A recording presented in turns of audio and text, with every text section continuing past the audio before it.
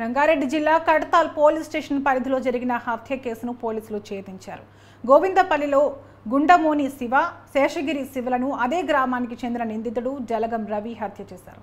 పథకం ప్రకారం మద్యం సేవిస్తున్న గుండమోని శివను బలవంతంగా కారులో ఎక్కించుకుని బటర్ఫ్లై విల్లాలో బంధించాడు. అనంతరం అతని ఒక బెడ్రూమ్లోకి తీసుకెళ్లి చితకబాది చంపాడు. ఈ విషయాన్ని శేషగిరి శివ ఎక్కడ చెప్తాడేమో అని అనుమానంతో అతన్ని కూడా హత్య చేశాడు.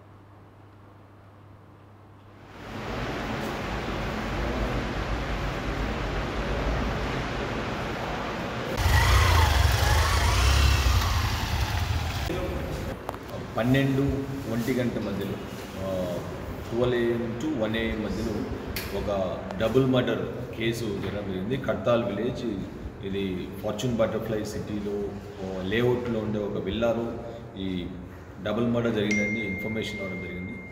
సో దాంతో ఇమీడియట్గా కడతాల్ సిఐ గారు అండ్ ఏసీపీ షాద్ నగర్ అక్కడికి రష్ అవ్వడం జరిగింది.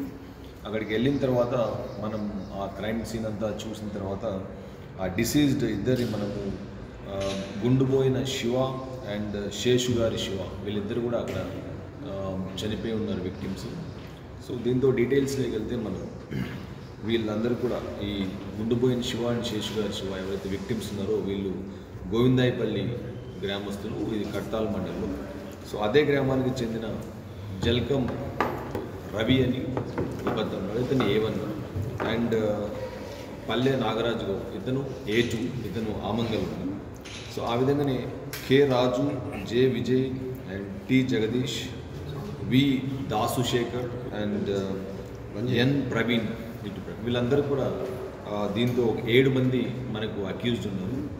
దీంతో మనము డీటెయిల్స్లోకి వెళ్తే ఈ గుండుపోయిన శివ అండ్ శేషుగారి శివ వీళ్ళిద్దరూ ప్లస్ జల్కం రవి అనేవాళ్ళు ఈ గోవిందాయపల్లి గ్రామస్తులు.